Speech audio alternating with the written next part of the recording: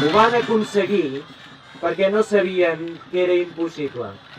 I nosaltres, amb expressions de cultura tradicional i popular, com els bastoners, aquesta petita nació del sud d'Europa, solidària amb totes les causes nobles, que s'aixeca contra la guerra de Gaza, aquesta petita nació d'Europa diu sí, ho hem aconseguit durant 50 anys perquè mai no hem sabut que fos impossible una nació lluminosa, una nació brillant.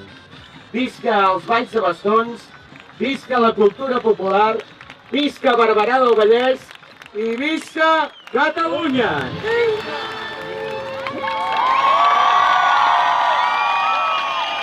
El nostre jovent, el nostre futur.